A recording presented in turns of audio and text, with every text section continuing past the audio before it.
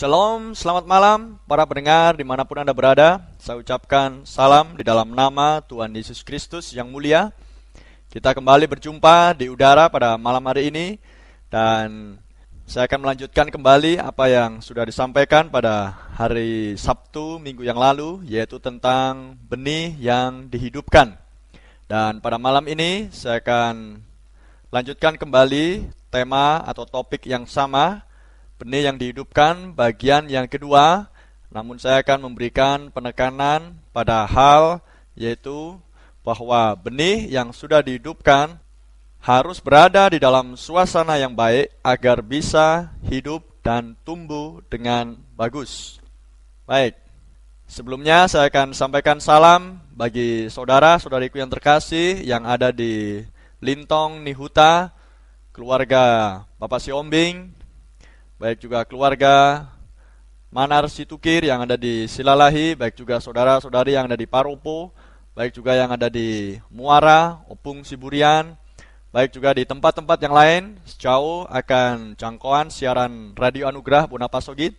Tuhan memberkati saudara-saudari semuanya, dan kiranya firman yang disampaikan selama minggu-minggu ini, setiap Sabtunya dan juga malam ini, kiranya memberkati jiwa saudara semuanya dan menolong saudara untuk memperoleh pengertian yang jelas akan firman Tuhan, khususnya kita yang hidup di akhir zaman ini, supaya kita semakin menghidupi firman-Nya dan menjadi Kristen-Kristen yang lebih baik lagi dan siap bagi kedatangan Kristus yang kedua. Dan bagi Anda yang hendak atau rindu untuk menghubungi kami, untuk mohon didoakan ataupun untuk menanyakan hal-hal yang sudah Anda dengar melalui apa yang sudah kami sampaikan selama 8 kali pertemuan setiap hari Sabtu ini. Kalau ada hal-hal yang belum Anda pahami, saya berharap saudara menanyakannya langsung kepada kami supaya tidak ada salah pengertian dari apa yang sudah saya sampaikan selama beberapa minggu ini. Dan kalau ada saudara yang juga rindu untuk dilayani secara pribadi dimanapun Anda berada oleh kasih karunia Tuhan, kalau saudara mengundang kami datang, kami akan datang ke tempat saudara dan kita akan berbagi firman Tuhan lebih lanjut lagi. Dan kalau saudara merindukan ada sebuah pertemuan khusus seperti pengajaran Alkitab ataupun seminar, saudara bisa mengundang kami dan semuanya gratis. Kami siap dihubungi kapan saja. Saudara bisa menghubungi kami di nomor 0813 971 83317. Saya ulangi, 0813 971 83317 atau di nomor 0812 60228993. Puji Tuhan, kita akan membaca akan ayat firman Tuhan sebagai permulaan dari pembahasan kita pada malam hari ini, di mana benih harus berada di dalam suasana yang baik agar bisa hidup dan tumbuh dengan bagus dan sempurna sampai ia akan menghasilkan buah pada waktunya.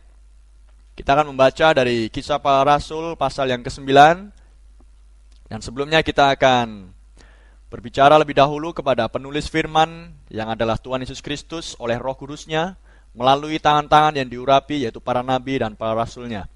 Bapa di surga, kami Tuhan dengan segala kerendahan hati menghadap Engkau demi mengetahui bahwa hanya Engkau-lah Tuhan yang sanggup mencilekkan mata rohani kami, memberikan pengertian kepada telinga rohani kami Tuhan Yesus, dan Engkau yang mendaratkan dan menjatuhkan benih-Mu ke dalam hati sebagai tanah ladang Tuhan. Dan Engkau sendiri juga yang bisa menumbuhkan dan menghidupkan benih itu Tuhan sampai menghasilkan buah yang Engkau kehendaki. Itu sebabnya Tuhan, kami mau merendahkan hati Tuhan di hadapan-Mu, menyadari betul bahwa kami hanyalah orang berdosa yang diselamatkan oleh kasih karunia-Mu, dan kami membutuhkan pertolongan-Mu Tuhan dan urapan Roh Kudus-Mu untuk kami bisa dihidupkan, kami bisa bertumbuh dengan baik, dan kami bisa menghasilkan sebagaimana yang Engkau inginkan. Kami yang hidup di akhir zaman ini Tuhan, sebagai bagian dari anggota mempelai wanita-Mu, Tuhan, kiranya pembahasan malam ini akan menolong saudara-saudariku dimanapun mereka berada, supaya mereka mendapatkan pengertian yang lebih baik lagi Tuhan, dan mereka memberikan keputusan yang tepat untuk mau melayani Engkau dengan benar sesuai dengan firman-Mu di sepanjang sisa hidup mereka Tuhan. Tuhan, berkati usaha-usaha hamba-Mu yang lemah ini untuk menyampaikan firman-Mu, pesan di akhir zaman ini Tuhan. Kiranya melalui siaran radio ini, domba-domba-Mu dimanapun mereka berada akan mendengarkan suara kebenaran yang berasal dari diri-Mu sendiri Tuhan. Tuhan, kami serahkan pemberitaan firman-Mu, kami mohonkan semuanya di dalam nama Tuhan Yesus Kristus. Amin. Baik, kita baca di Kisah Para Rasul pasal yang ke-9 ayat 1 sampai 7. Sementara itu, berkobar-kobar hati Saulus untuk mengancam dan membunuh murid-murid Tuhan. Ia menghadap imam besar dan meminta surat kuasa daripadanya untuk dibawa kepada majelis-majelis Yahudi di Damsyik, supaya jika ia menemukan laki-laki atau perempuan yang mengikuti jalan Tuhan, ia menangkap mereka dan membawa mereka ke Yerusalem. Dalam perjalanannya ke Damsyik, ketika ia sudah dekat kota itu, tiba-tiba cahaya memancar dari langit mengelilingi dia. Ia rebah ke tanah dan kedengaranlah olehnya suatu suara yang berkata kepadanya, "Saulus, Saulus, mengapakah engkau menganiaya aku?" Jawab Saulus, "Siapakah engkau, Tuhan?" Katanya, "Akulah Yesus yang kau aniaya itu. Tetapi bangunlah dan pergilah ke dalam kota, di sana akan dikatakan kepadamu apa yang harus kau perbuat." Maka termangu-mangulah teman-temannya seperjalanan, karena mereka memang mendengar suara itu tetapi tidak melihat seorang juga pun.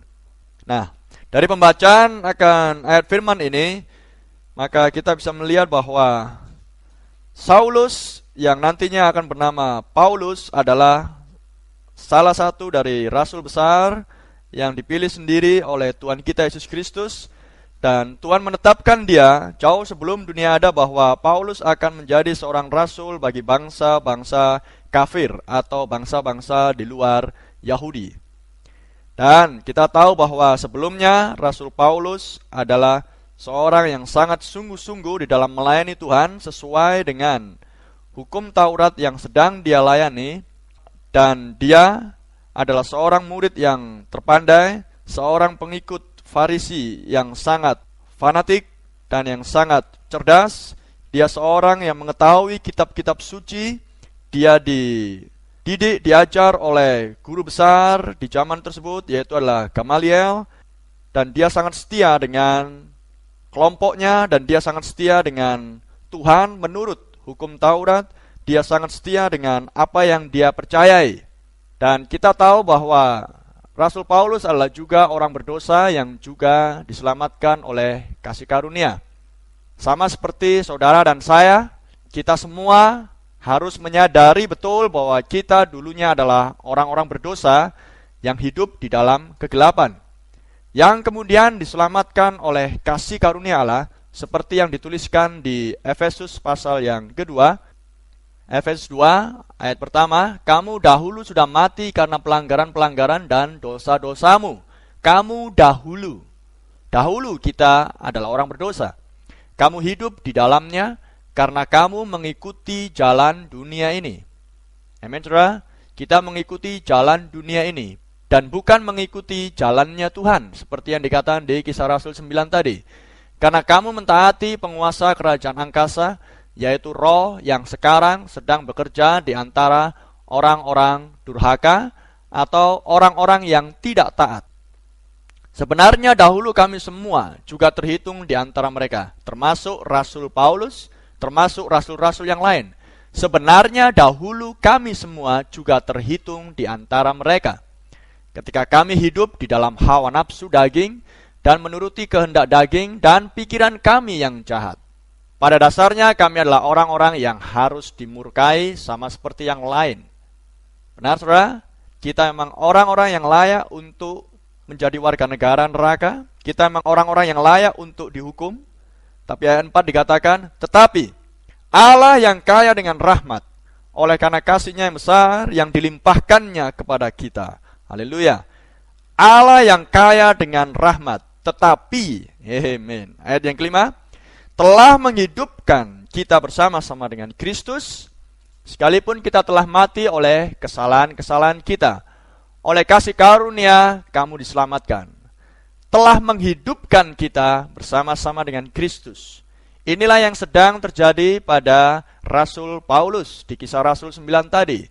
Rasul Paulus adalah benih keturunan ilahi yang telah ditetapkan sebelum dunia ada, dan ketika dia berjumpa dengan terang cahaya itu, maka terang itu sedang menghidupkan dia, dan terang itu bukan lain adalah Kristus. Saya ulangi ayat yang kelima.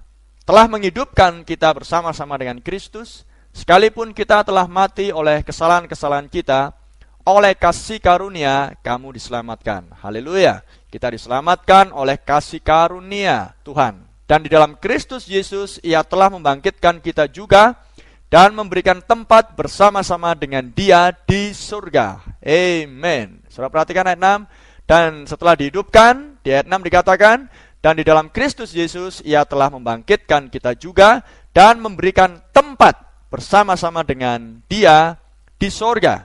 Jadi di mana tempat orang yang dihidupkan? Di manakah tempatnya benih yang dihidupkan? Di manakah tempatnya orang-orang yang percaya? Di manakah tempatnya orang-orang yang diselamatkan oleh Kristus? Di surga. Kapan itu terjadi? Kapan itu berlaku? Sekarang juga, jika kita berada di dalam Kristus. Sekarang juga, hari ini juga, kalau kita berada di dalam firman. Hari ini juga, kalau kita berada di dalam firman yang sedang dihidupkan, dinyatakan untuk zaman kita ini, maka kita sekarang berada di surga bersama dengan Kristus, sebab Kristus adalah firman. Sekarang juga ketika Paulus berada di dalam hadirat cahaya, terang, supranatural, yang bukan lain adalah Yesus Kristus sendiri. Nah, jika kita adalah benih keturunan Allah, maka kita pun akan mengalami proses yang sama seperti halnya Allah menghidupkan benih-benih yang telah Dia taburkan di bumi, dan yang untuk sementara waktu benih-benih tersebut tinggal di dalam kegelapan dan mati dan busuk, ditutupi, diliputi oleh air. Tapi di dalam kematian dan di dalam kegelapan tersebut ada kehidupan di dalam benih-benih itu. Baik itu benih atau biji mangga, rambutan, jeruk, apel, dan sebagainya. Yang dibutuhkan oleh benih-benih itu hanyalah terang atau cahaya matahari. Paham, saudara? Seperti yang minggu lalu sudah saya jelaskan. Maka, yang dibutuhkan oleh benih-benih rohani, yaitu adalah keturunan benih-benih yang berasal dari Allah, benih-benih ilahi, maka yang dibutuhkan oleh mereka untuk hidup adalah firman yang sedang dimanifestasikan di zamannya. Dan ketika firman itu dinyatakan atau dimanifestasikan, maka itulah yang disebut dengan terang di zamannya. Itulah makanan rohani di zamannya. Dan sesudah benih-benih itu dihidupkan oleh firman di zamannya, maka benih-benih itu dipisahkan dari gelap, masuk ke dalam terang, dan benih-benih itu membutuhkan untuk berada di dalam sebuah suasana atau atmosfer yang baik dan yang bagus, supaya benih-benih tadi yang sudah dihidupkan oleh terang firman di zamannya bisa bertumbuh dengan sempurna dan yang akan menghasilkan buah. Amin. Karena tidak terus-menerus dia berada di dalam bentuk atau rupa benih. Itu adalah hukum dalam hal benih. Maka prinsip itu berlaku pada benih-benih atau biji-biji tumbuh-tumbuhan yang ada di bumi. Prinsip yang sama juga berlaku bagi benih-benih secara rohaniahnya. Paulus adalah benih ilahi, keturunan yang berasal dari Allah, yang dihidupkan oleh terang di zamannya. Nah, benih harus berada di dalam suatu suasana yang bukan lain adalah suasana surga, seperti yang sudah kita baca di Efesus pasal 2. Benih harus berada di dalam suasana hadirat Allah, sama seperti Rasul Paulus tadi. Itu sebabnya Tuhan Yesus mengundang kita untuk datang kepadanya, dan Yesus adalah firman itu sendiri. Dia sudah memberikan undangan kepada kita. Matius 11 ayat 28. Marilah kepadaku, semua yang letih lesu dan yang berbeban berat. Aku akan memberi kelegaan kepadamu. Dalam bahasa Inggrisnya, aku akan memberi perhentian kepadamu. Apakah yang dimaksud dengan perhentian? Perhentian itu adalah kita harus berada di dalam Roh Kudus. Karena perhentian itu bukan lain adalah Roh Kudus itu sendiri. Roh Kudus adalah perhentian kita. Kita yang dulunya berjalan menurut jalan dunia, mengikuti hawa nafsu kedagingan, maka sekarang kita berhenti, kita masuk ke dalam roh, kita dilepaskan dari dosa oleh darah Yesus Kristus, dan kita dipimpin oleh Roh Allah. Dan hanya dengan berada di dalam suasana yang seperti inilah, maka kerohanian kita, tubuh rohani kita, jiwa kita yang sudah diselamatkan itu, benih ilahi yang sudah ditempatkan oleh Tuhan di dalam diri orang-orang pilihannya sebelum dunia ada, maka benih-benih itu bisa bertumbuh. Amen. Itulah sebabnya tadi dikatakan kita duduk di tempat-tempat di surga di dalam Kristus. Dan bukannya duduk di antara para pencemooh, bukan duduk di antara orang-orang fasik yang berdosa, bukan duduk di antara kumpulan para pengkritik, di antara kumpulan orang-orang yang tidak percaya akan firman-Nya, bukan juga duduk di antara kumpulan orang-orang yang mengklaim dirinya Kristen tapi hidupnya jauh dari firman. Bukan, saudara. Tapi Anda dan saya, kalau kita adalah benih ilahi, kita harus duduk di sorga. Kita harus berada di dalam suasana yang benar supaya bisa bertumbuh dengan benar. Haleluya. Seperti Paulus tadi, di mana dia adalah benih atau keturunan ilahi, dia memiliki benih Allah di dalam dirinya.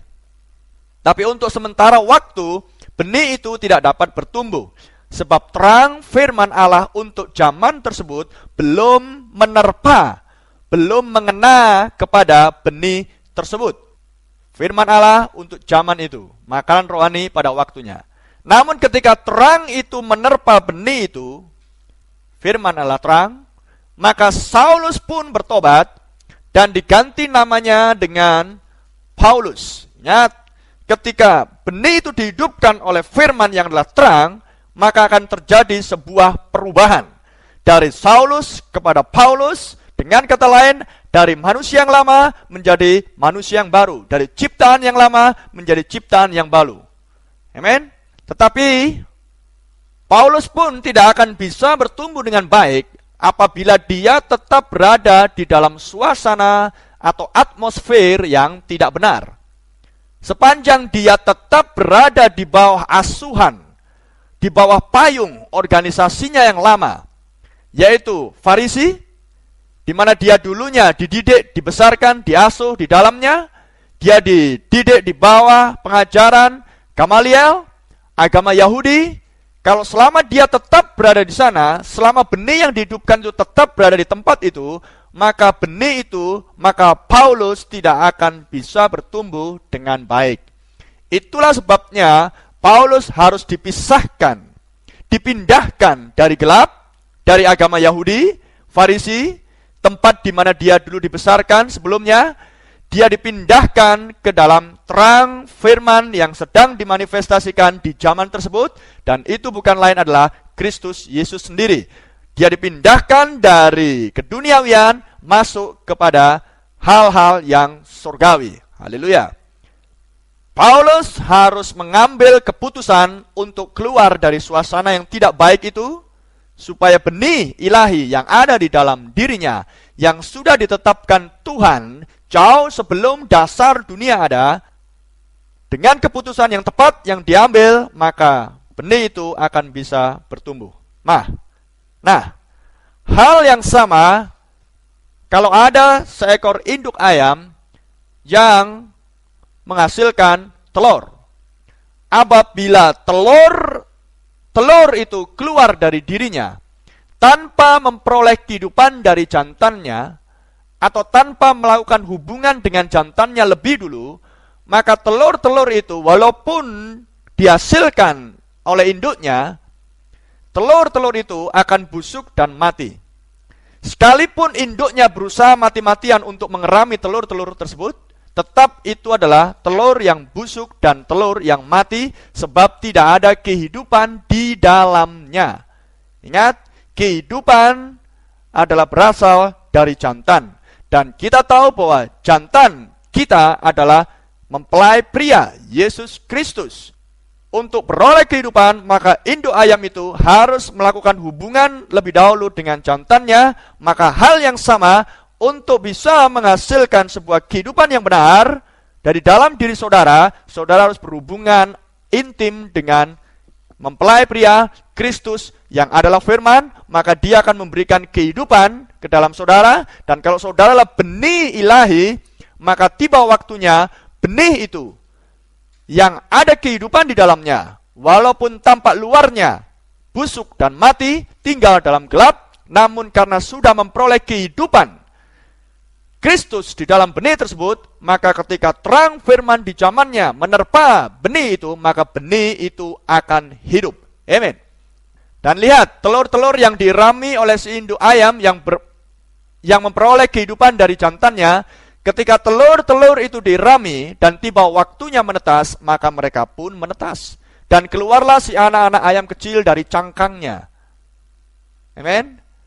Dan setelah si anak-anak ayam kecil itu keluar dari cangkangnya, maka mereka harus memutuskan untuk tidak berada lagi di dalam sarangnya. Sebab jika mereka tetap berada di dalam sarangnya, sekalipun mereka sudah keluar, dihidupkan, benihnya keluar dari cangkang, tapi tetap berada di sarang yang lama, maka mereka tetap di dalam suasana yang lama, suasana yang mati, suasana yang tidak benar. Mereka harus keluar dari suasana yang lama itu, mereka harus keluar dari sarangnya untuk menjalani sebuah kehidupan yang baru, sampai anak-anak ayam kecil ini akan bertumbuh menjadi ayam-ayam yang besar. Nah, hal yang sama Anda terapkan dalam kehidupan kita sebagai orang-orang Kristen. Saya mau berikan sedikit cerita kepada Anda tentang kisah anak Raja Wali kecil, di mana ada seorang petani yang memiliki pekarangan ayam dan memiliki akan induk ayam yang sedang mengerami beberapa butir telur di bawah ramannya, di dalam sarangnya. Dan ketika dia melihat di atas puncak bukit, maka dia melihat bahwa ada seekor induk Raja Wali yang sedang juga mengerami telur-telurnya. Dan suatu hari ketika induk Raja Wali ini pergi meninggalkan sarangnya, maka si petani ini naik ke atas bukit itu dan mencuri salah satu butir telur-telur induk Raja Wali itu, dibawa turun, dibawa ke rumahnya, dan dieramkan di bawah raman si induk ayam. Nah, apa yang terjadi? Tiba waktunya, karena ada benih kehidupan di dalam telur-telur itu, baik ayam-ayam, baik telur si Raja Wali, maka tiba waktunya telur-telur tadi menetas. Dan apa yang terjadi? Maka saudara melihat ketika si anak Raja Wali itu untuk pertama kalinya keluar dari cangkangnya, maka dia melihat ke sana kemari dan dia melihat akan kawan-kawannya yang satu sarang dengan dia, yang juga sama-sama sudah keluar, yaitu anak-anak ayam. Maka dia berpikir, aku ayam yang berbeda bentuknya, aku ayam yang kelihatan aneh, badanku lebih besar, aku punya sayap, dan lain sebagainya. Tentunya ada perbedaan antara bentuk ayam dan bentuk seekor Raja Wali. Dan singkat cerita, apa yang terjadi? Pertanyaan itu terus menggema di dalam hatinya. Dan karena dia butuh kehidupan, maka dia butuh makanan supaya dia bisa hidup. Dan ketika induk ayam itu menuntun anak-anak ayam yang lain untuk mencari makanan, mengais-ngais sampah, mengais-ngais kotoran yang ada di dalam pekarangan itu, atau apapun yang diberikan oleh si petani itu, maka apapun yang dimakan oleh induk ayam itu dan anak-anaknya, maka si raja wali kecil pun ikut memakannya juga. Tapi jauh di dalam hatinya, dia tahu bahwa ada sesuatu yang tidak benar pada jenis makanan-makanan tersebut. Maka apa yang terjadi, saudara? Induk raja wali di sebuah tempat sana terus merindukan akan anaknya yang hilang. Maka dia mencari dan tibalah dia di atas pekarangan, dan dia melihat sosok ayam di pekarangan ayam yang terlihat aneh, yang tidak seperti ayam. Maka dia sedikit turun dari ketinggian, dan dia melihat dengan matanya yang sangat tajam dan awas, maka dia melihat bahwa memang itu bukan ayam, itu adalah raja wali juga. Maka apa yang dilakukan oleh si induk raja wali? Dia berteriak, dia memekik dengan suara yang sangat nyaring, menggelegar ke seluruh antero angkasa di atas pekarangan ayam itu. Maka si anak raja wali kecil yang untuk pertama kalinya mendengar suara itu, yang sebelumnya dia selalu hanya mendengar suara petok, petok, petok, kotek, kotek, kotek dari ayam-ayam itu, maka untuk pertama kalinya dia mendengar suara raja wali besar memekik, maka dia langsung menyaut. Haleluya. Dia tahu, dia kenal suara itu. Amen. Karena dia memiliki sifat yang sama dengan induk raja wali. Dia memang diciptakan sebagai raja wali, bukan ayam. Maka apa yang terjadi? Supaya dia bisa bertumbuh dengan baik dan akan menjadi seekor raja wali besar nantinya, dia harus tinggalkan suasana yang lama. Amen. Dia harus tinggalkan pekarangan ayam itu dan naik terbang bersama sang induknya. Dan dialah induk raja wali, Jehovah raja wali, Yesus Kristus, memanggil anak raja walinya yang ada di dalam pekarangan ayam sistem kosmos dunia. Haleluya, dipanggil dengan firman-Nya. Maka kalau saudara dan saya anak raja wali, di akhir zaman saudara akan menyaut pekikan dan panggilan sang induk raja wali kita. Firman sedang memanggil di zaman ini. Amen. Nah, Anda harus masuk di dalam suasana roh. Amen. Namun ingat, Allah adalah roh dan Allah adalah firman. Maka masuk ke dalam suasana roh artinya Anda harus hidup oleh firman. Anda harus hidup oleh firman yang mana? Firman pada zamannya. Anda harus percaya sepenuhnya kepada firman Tuhan dan tidak bersandar kepada pengertian kita sendiri, pengertian kita yang lama. Ingat, Paulus dulunya bersandar kepada pengertian dia sendiri. Tapi setelah terang menerpa dia, Yesus memanggil dia, firman memanggil dia, maka dia tinggalkan pengertian dia yang lama. Saudara perlu berubah pengertian saudara, supaya memiliki pengertian yang benar tentang Kristus di dalam firman-Nya. Nah, jangan kita bersandar kepada pengertian kita sendiri. Dan biarlah roh Allah akan memimpin hidup Anda. Sebab Tuhan Yesus sudah berjanji bahwa Roh Kudus akan diutus kepada mereka yang memiliki benih ilahi di dalam dirinya. Dan roh akan memimpin orang itu kepada seluruh kebenaran. Yohanes 16 ayat 13. Dan Tuhan juga berkata bahwa manusia tidak hidup dari roti saja, tetapi dari setiap firman yang keluar dari mulut Allah. Matius 4 ayat yang keempat. Baik, kita kembali kepada kisah para rasul 9 tadi, di mana cahaya terang supranatural itu mengelilingi Rasul Paulus yang saat itu masih bernama Saulus. Firman di zamannya, makanan rohani pada waktu itu sedang menerpa benih yang telah ditentukan bagi zaman itu, yaitu Saulus. Dan Saulus mendengar suara yang keluar dari dalam cahaya itu. Ingat, anak raja wali itu mendengar suara induknya. Amen. Dan itu bukan lain adalah Yesus dalam rupa roh. Terang itu bukan lain adalah Yesus dalam rupa roh. Itulah wujudnya dia yang semula. Dia adalah roh. Dan suara itu berkata, Saulus, Saulus, kenapa engkau menganiaya aku? Sudah lihat? Apakah Saulus pernah bertemu Yesus? Apakah Saulus pernah menganiaya Yesus? Lihat. Tidak ada yang perlu mengajari Saulus untuk mengenal apakah terang cahaya itu. Dia langsung mengenal. Dia adalah orang Ibrani asli. Saudara adalah bangsa kafir, dan saya juga. Saulus adalah orang Ibrani asli. Dia tahu bahwa terang itu bukan lain adalah, dia bertanya, siapakah engkau Tuhan? Saulus tahu bahwa terang itu bukan lain adalah Tuhan sendiri.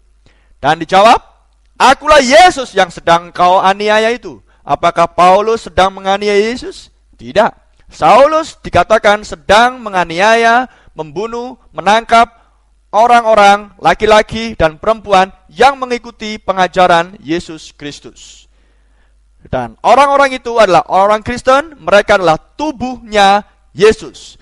Dengan menganiaya tubuh, sama dengan menganiaya kepala. Karena Yesus ada di dalam tubuhnya. Dan tubuhnya, gerejanya tidak bisa bergerak tanpa kepalanya yang menggerakkan. Amin? Bukan organisasi yang menggerakkan, bukan sistem yang menggerakkan, tetapi adalah kepala yang adalah Yesus yang menggerakkan tubuhnya. Dan kepala yang adalah Roh Kristus menggerakkan tubuh untuk masuk ke dalam seluruh kebenaran. Paulus adalah seorang yang tahu kitab suci. Dia tahu benar bahwa terang cahaya itu bukan lain adalah Allah sendiri.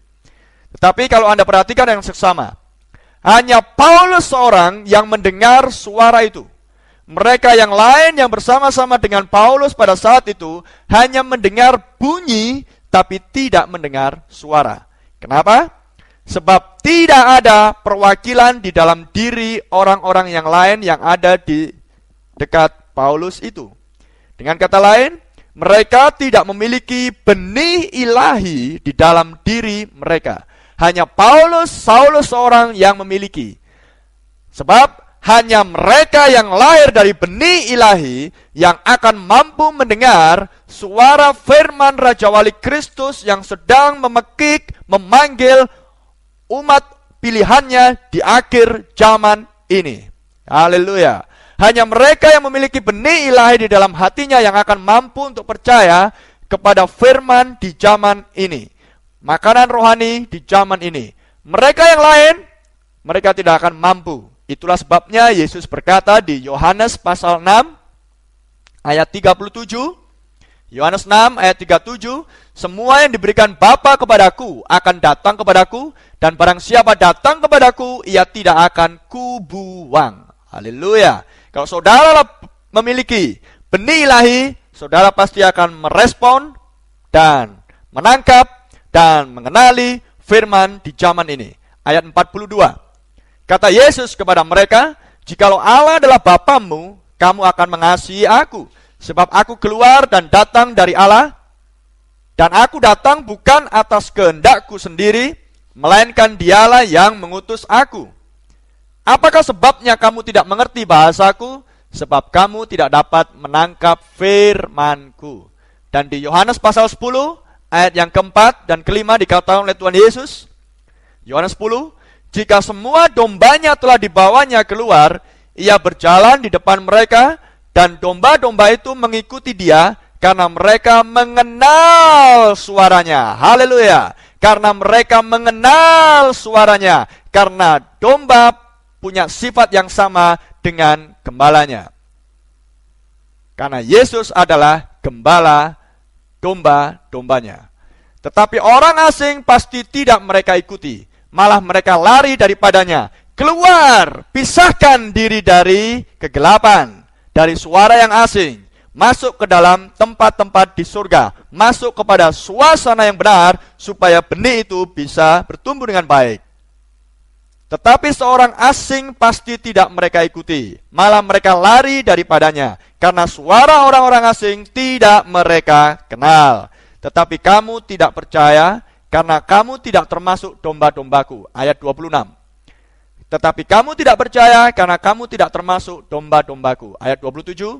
Domba-dombaku mendengarkan suaraku, dan aku mengenal mereka, dan mereka mengikut aku. Amin.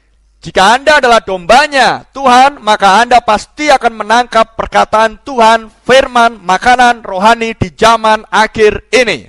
Haleluya. Anda pasti akan percaya kepada firman Tuhan sepenuhnya. Anda pasti akan percaya kepada firman yang sedang dihidupkan, dimanifestasikan, dinyatakan khusus di zaman ini.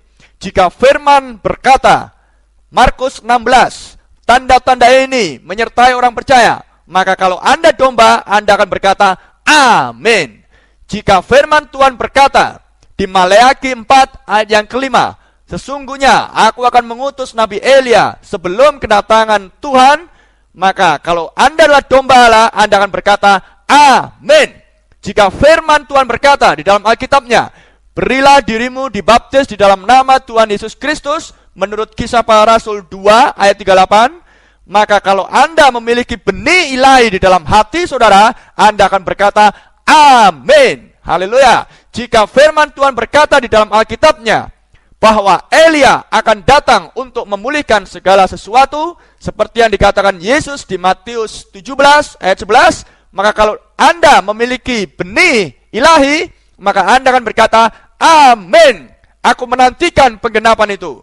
Jika firman Tuhan berkata, hendaklah kamu kudus, sebab Allahmu adalah kudus, maka benih ilahi yang di dalam diri saudara akan langsung berteriak, amin. Haleluya. Jika firman Tuhan berkata kepada Anda, istri-istri tunduk kepada suami-suaminya dalam segala sesuatunya, dan suami-suami mengasihi istri-istrinya, maka sifat domba yang di dalam diri saudara akan berkata, amin. Haleluya. Jika firman Tuhan berkata di dalam Alkitabnya, tinggalkan kejahatan, tinggalkan dosa, tinggalkan penyembahan berhala, maka anak Raja Wali di dalam diri saudara akan memekik dan berteriak, amin, merespon panggilan sang induk Raja Wali. Haleluya. Jika firman Tuhan pun juga berkata, kita semua dibaptis ke dalam satu tubuh oleh satu roh, maka anak-anak Allah akan berkata, amin. Amen. Sudah paham sekarang?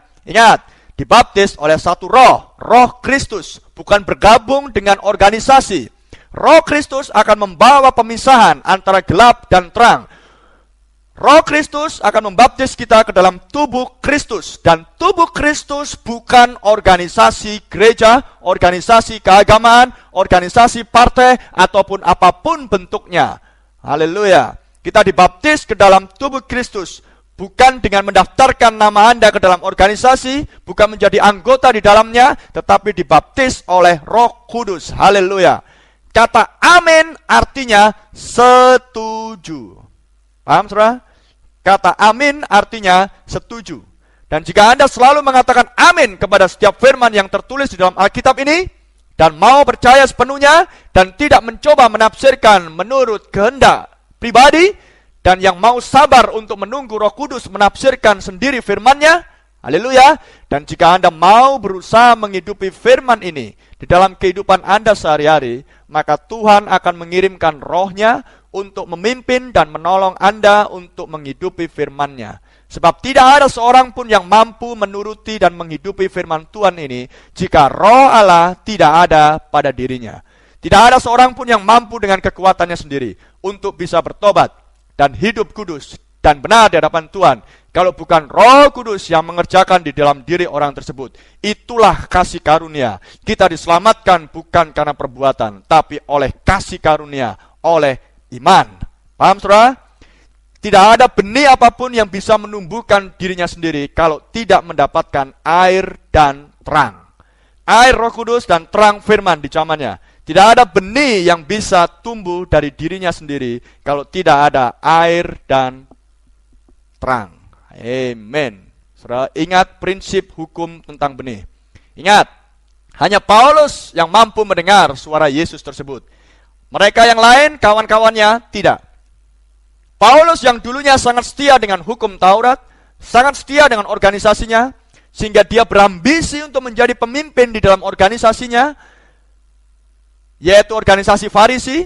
Namun sesudah dia mendengar suara Kristus memanggil, amin, dan benih Kristus yang di dalam dirinya menyaut, merespon panggilan itu, mendengar dan mengenali suara firman di zamannya, maka Paulus memutuskan untuk meninggalkan sarangnya yang lama. Amin.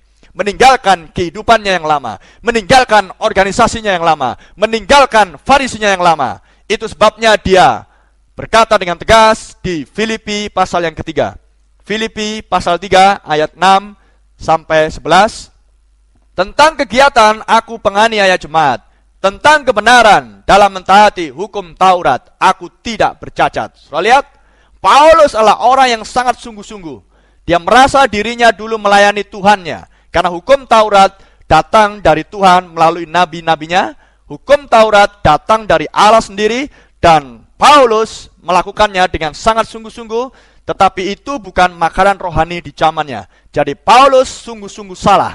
Paulus menyangka bahwa dia sedang melayani Tuhan. Paulus menyangka bahwa dia sedang melayani Yehova. Namun Paulus tidak sadar bahwa dia sedang melayani organisasinya, organisasi Farisi. Kenapa demikian? Ya, karena Paulus sedang melayani firman yang sudah lampau. Paulus bukan sedang melayani firman di zamannya. Sebab kalau dia melayani firman di zamannya, maka dia tidak akan menganiaya murid-murid Tuhan Yesus. Tapi kemudian dia dipindahkan ke dalam terang firman di zamannya, dan dia melayani Tuhan lebih sungguh-sungguh lagi. Ayat 7 katakan, tetapi apa yang dahulu merupakan keuntungan bagiku, sekarang kuanggap rugi karena Kristus. Malahan segala sesuatu kuanggap rugi karena pengenalan akan Kristus Yesus. Tuhanku lebih mulia daripada semuanya. Oleh karena dialah aku telah melepaskan semuanya itu dan menganggapnya sampah supaya aku memperoleh Kristus. Melepaskan. Paulus memberikan keputusan yang jelas untuk mengikut Kristus. Ayat 9. Dan berada dalam dia, berada dalam suasana yang benar, bukan dengan kebenaranku sendiri, amin, karena mentaati hukum Taurat, melainkan dengan kebenaran, kebenaran pada zamannya, melainkan dengan kebenaran karena kepercayaan kepada Kristus, Kristus di zamannya, yaitu kebenaran yang Allah anugerahkan berdasarkan kepercayaan. Yang ku kehendaki ialah mengenal dia dalam kuasa kebangkitannya. Kalau saudara memiliki benih ilahi dalam diri saudara, benih itu akan dibangkitkan, dihidupkan oleh kuasa kebangkitan Kristus, dan dikatakan, yang ku kehendaki ialah mengenal dia dan kuasa kebangkitannya dan persekutuan dalam penderitaannya, di mana aku menjadi serupa dengan dia dalam kematiannya, supaya aku akhirnya beroleh kebangkitan dari antara orang mati. Ingat, Paulus memiliki benih yang telah ditentukan sebelum dunia ada, dan benih itu butuh terang, dan terang itu terang supranatural. Yesus firman itu menerpa benih itu. Paulus, benih keturunan Allah itu, sedang dikelilingi oleh terang itu. Dia sudah berada di dalam suasana yang benar sekarang. Amin. Terang itulah terang yang sama yang dilihat oleh Musa di semak yang menyala. Itu adalah terang yang sama yang turun pada waktu hari Pentakosta dalam bentuk lidah-lidah api. Itu adalah terang yang sama pada saat pembaptisan Tuhan Yesus. Itu adalah terang yang sama yang mengeluarkan Petrus dari dalam penjara. Itu adalah Roh Kristus, terang yang sama di setiap zaman, dan di akhir zaman Tuhan sudah menjanjikan bahwa terang Kristus yang sama yang sudah dan sedang dinyatakan di akhir zaman ini sebelum Kristus datang yang kedua kalinya, maka terang itu bukan lain adalah terang di waktu senja. Zakaria 14 ayat yang ke-7. Terang di waktu senja dinyatakan hanya bagi benih-benih ilahi di akhir zaman, domba-domba Allah di akhir zaman, mempelai wanita Kristus di akhir zaman ini. Itulah alasannya kenapa mempelai wanita di akhir zaman ini sekarang bisa mengenali hadirat Kristus, kehadiran Kristus yang adalah mempelai pria surga, yang adalah firman di akhir zaman. Itulah alasannya mempelai wanita bisa mengenali, karena di dalam diri mempelai ada benih ilahi yang dihidupkan oleh terang di waktu senja. Terang yang sama yang dilihat oleh Musa, terang yang sama yang datang kepada Rasul Paulus. Haleluya. Kristus sedang menyatakan dirinya sepenuhnya kepada mempelai wanita di akhir zaman. Dia sedang menyingkapkan seluruh rahasia firman-Nya kepada mempelai wanitanya. Kristus adalah firman. Kristus sudah berjanji bahwa dia akan mengutus Nabi Elia sebelum kedatangan yang kedua, yang adalah untuk memulihkan segala sesuatu. Kita baca di Maleakhi 4 ayat yang kelima. Maleakhi 4 ayat 5. Sesungguhnya aku akan mengutus Nabi Elia kepadamu menjelang datangnya hari Tuhan yang besar dan dahsyat itu. Saya ulangi. Maleakhi 4 ayat 5. sesungguhnya aku akan mengutus Nabi Elia kepadamu menjelang atau sebelum datangnya hari Tuhan yang besar, sebelum Kristus datang yang kedua, hari Tuhan yang besar dan yang menakutkan itu. Dan Tuhan Yesus pada waktu pelayanan dia 2000 tahun yang lalu di muka bumi, dia memberikan penegasan akan janji akan datangnya Nabi Elia sebelum dia datang lagi untuk yang kedua. Dia katakan di Matius 17 ayat yang ke-11. Jawab Yesus, memang Elia akan datang dan memulihkan segala sesuatu. Paham saudara? Siapa yang akan memulihkan? Nabi Elia. Jika ada benih ilahi di dalam diri saudara, maka benih itu akan merespon akan apa yang sudah dijanjikan dan yang sudah dituliskan Tuhan di dalam Alkitabnya. Dan benih itu, benih ilahi yang di dalam diri Anda itu tidak akan mencoba-coba untuk menafsirkan menurut kehendak pribadi, tidak mencoba-coba untuk bersandar kepada pengertian sendiri, tapi benih itu akan berdoa kepada Tuhan. Tuhan, aku percaya Nabi Elia akan datang sebelum engkau datang yang kedua. Tuhan, berikan aku kesabaran untuk menunggu, menantikan penggenapan firman-Mu. Tuhan, benih itu akan berdoa, Tuhan tolong aku untuk mengenal Elia di zaman ini, supaya aku dipulihkan. Karena itulah janji Tuhan di dalam Alkitabnya. Haleluya. Dan puji Tuhan, mempelai wanita di akhir zaman mengenali bahwa janji akan datangnya Nabi Elia itu yang sudah dan sedang digenapkan di akhir zaman ini. Mempelai wanita mengenalinya, sebab firman tersebut sudah dan sedang digenapkan di zaman ini. Dan ketika firman itu digenapkan di zaman ini, maka itulah yang disebut dengan terang yang dimanifestasikan itu. Dan sekarang terang itu sedang menerpa dan mengelilingi mempelai wanita di akhir zaman ini. Amen. Mempelai wanita di akhir zaman sudah berada di dalam suasana yang benar. Mempelai wanita sudah dilepaskan dari keduniawian. Mempelai wanita sudah dilepaskan dari sarangnya yang sebelumnya. Mempelai wanita sudah dilepaskan dari tempat di mana dia dulunya dibesarkan, diasuh, haleluya, dilepaskan dari sistem-sistem buatan manusia yang diilhami oleh si iblis, dilepaskan dari kosmos yang adalah aturan atau tatanan dunia ini. Mempelai wanita sudah dilepaskan dari segala macam tradisi dan kebiasaan nenek moyang. Mempelai wanita dilepaskan oleh siapa? Dengarkan dengan seksama saudara. Mempelai wanita dilepaskan, dipindahkan dari gelap kepada terang oleh Roh Allah yang sedang bekerja melalui pelayanan Nabi Elia di akhir zaman. Sebab pelayanan Nabi Elia itu adalah untuk memulihkan mempelai wanita, memulihkan iman anak-anak Allah, untuk kembali memiliki pengajaran yang murni yang pernah disampaikan oleh para rasul di gereja mula-mula. Dan pelayanan Nabi Elia ini adalah untuk mendandani mempelai wanitanya, supaya mempelai wanita siap bagi kedatangan sang mempelai pria, pertemuan di udara.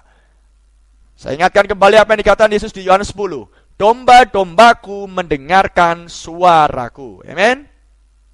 Melalui pelayanan Nabi Elia di akhir zaman ini, maka mempelai wanita mengenali dengan benar siapakah Yesus Kristus, siapakah mempelai pria itu sendiri. Mempelai wanita dibawa masuk ke dalam suasana surga di zaman ini melalui pelayanan firman yang disampaikan oleh Nabi Elia di zaman ini. Haleluya. Mempelai wanita dihidupkan oleh firman di zaman ini, dipindahkan, dibawa masuk ke dalam suasana yang benar di zaman ini, yaitu masuk di dalam Kristus Yesus, firman Allah itu sendiri.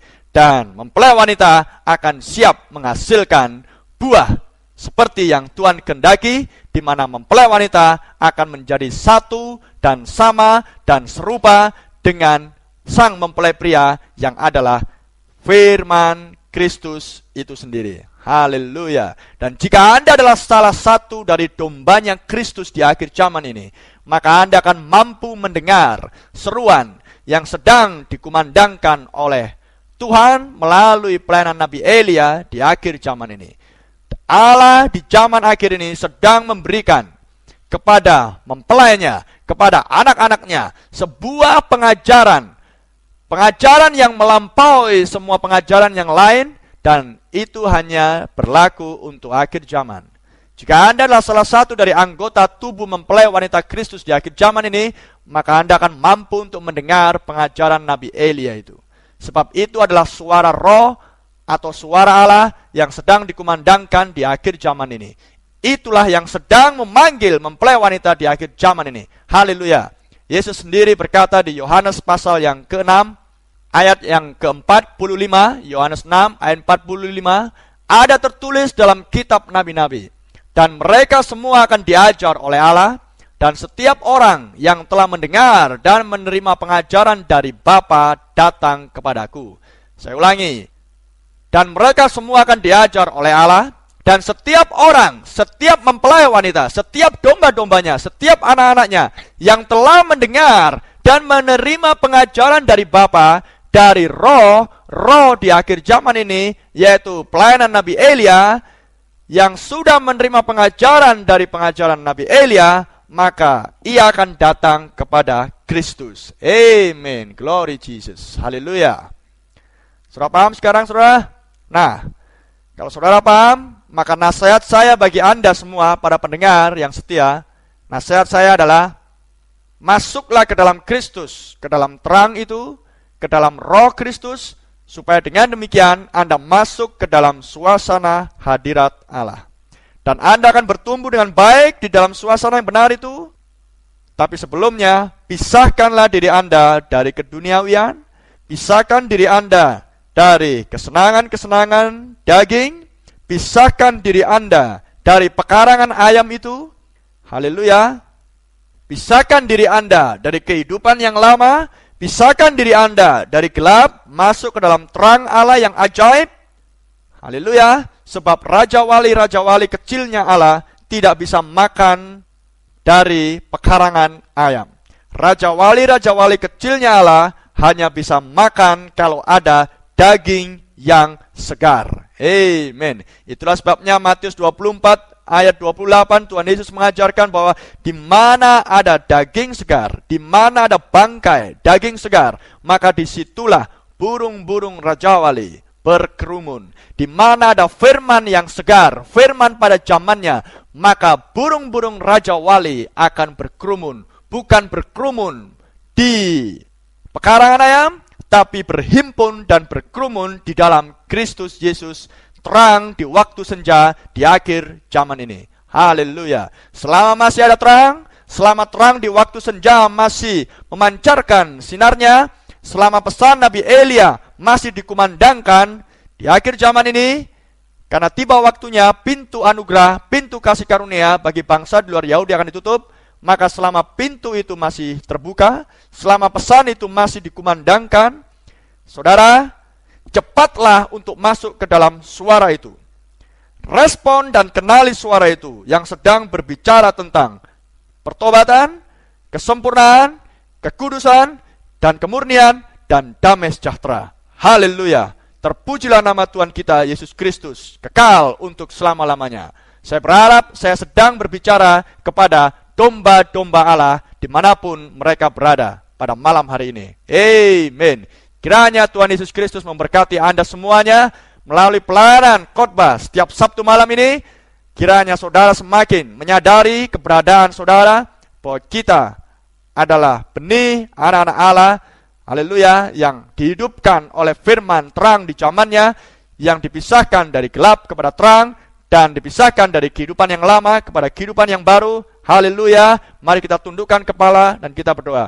Bapa di surga, kiranya apa yang sudah Hamba sampaikan melalui siaran radio pada malam ini Tuhan, kiranya kata-kata ini Tuhan, firman-Mu terlebih sampai ke dalam hati daripada setiap mereka yang mendengar dimanapun mereka berada Tuhan. Dan kiranya firman-Mu yang sedang memanggil, yang sedang mengumpulkan anak-anak-Mu Tuhan, kiranya Tuhan, di antara mereka yang mendengar Tuhan, ada Raja Wali kecil-Mu di sana Tuhan. Kiranya ada domba-domba-Mu di sana Tuhan. Karena sebab jika ada domba, ketika firman-Mu memanggil, maka dombaku akan mendengarkan suara-Mu. Tuhan berkati para pendengar dimanapun mereka berada. Tuhan, kalau ada yang sakit di antara mereka, kiranya oleh bilur-bilur darah-Mu mereka disembuhkan Tuhan. Kalau ada yang ada dalam pergumulan Tuhan, kiranya Engkau menguatkan mereka, berikan jalan keluar supaya mereka bisa menang. Kalau ada yang lemah Tuhan, kuatkan mereka Tuhan. Kuatkan lebih lagi Tuhan, roh mereka Tuhan, untuk mau mendengarkan dan mau akan merenungkan firman-Mu siang dan malam Tuhan. Dan tiba waktunya roh-Mu akan menjamah hati mereka dan memberikan pengertian akan firman di zaman akhir ini Tuhan. Tuhan berkati sekali lagi mereka semuanya Tuhan, sampai kami dipertemukan kembali dalam waktu yang kehendak-Mu yang sempurna. Kami mohonkan berdoa di dalam nama Tuhan Yesus Kristus yang mulia. Haleluya. Dan bagi Anda yang ingin menghubungi kami, silakan menghubungi kami di 0813 0813 971 83 317 atau di nomor HP 0812 0812 60 60 22 89 8993. Brother Itok Rumbayan mengucapkan selamat malam. Tuhan Yesus Kristus memberkati Anda semuanya.